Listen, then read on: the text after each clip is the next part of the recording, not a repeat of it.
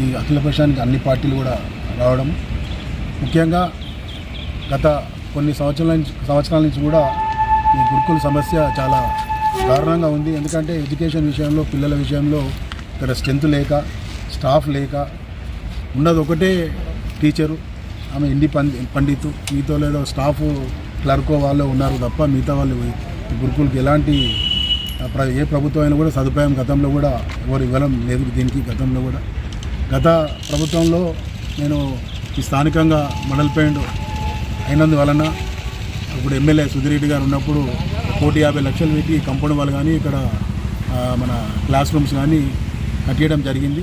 Class rooms కొన్ని అయిన ఉండే అప్పుడు, ఇంకా బడ్జెట్ 30 లక్షలు దానికి తక్కువ పడిన ఉండే. అప్పుడు మన లక్ష్మణ స్థానిక రాజ్యసభ సభ్యుడు గట్కేసర్ వాస్తవుడైన లక్ష్మణ కూడా ఎస్టిమేషన్ వేసి మన వైఎస్ గారు ఎంపీపీ గారు ఉన్నప్పుడు దాన్ని 32 లక్షల రూపాయలు ఇచ్చి ఎస్టిమేషన్ వేసి కూడా పంపించడం జరిగింది.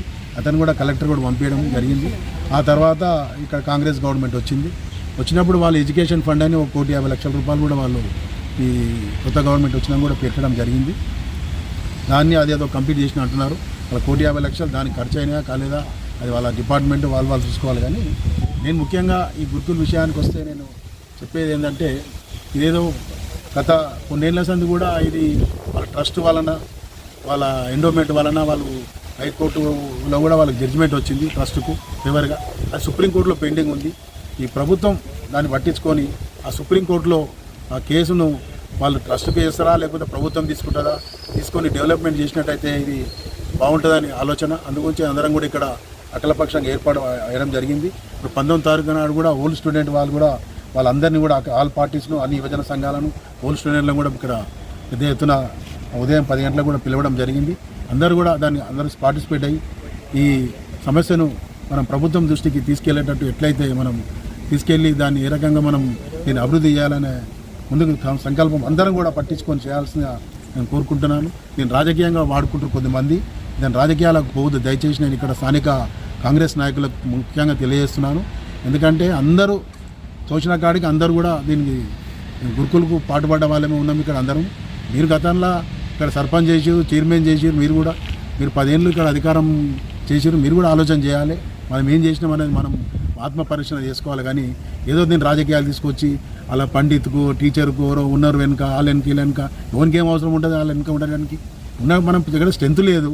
ఆ స్ట్రెంత్ని ఎట్లా మనం ఇంప్లిమెంట్ చేయాలనో ఊర్లో కూర్చుని అందరినీ ఎట్లా పిల్లలను మనం స్కూల్ ఇంప్రూవ్ చేయాలి, అదే ఆలోచన చేయాలి తప్ప అనవసరంగా రాజకీయాలు తీసుకొచ్చి టీచర్ల మీద వాళ్ళ మీద చేస్తే కాదు. అక్కడ ఉన్న స్టాఫ్ కావాలి. ముఖ్యంగా మనం ప్రభుత్వం దగ్గర తీసుకెళ్ళి వాళ్ళని ఒక స్కూల్ ముఖ్యంగా 4-5 టీచర్లను ఇక్కడ ఇచ్చినట్టయితే వాళ్ళు వచ్చేవాళ్ళు కూడా, పిల్లలు తల్లిదండ్రులు కూడా ఇక్కడ స్టాఫ్ లేదు కాబట్టి వాళ్ళు ముందుకు రావడం లేదు. ఎవరు కూడా రావాలని ఎక్కడైతే ఉంటారో అక్కడ పిల్లలు వాళ్ళు కూడా ఆలోచన చేస్తారు కదా.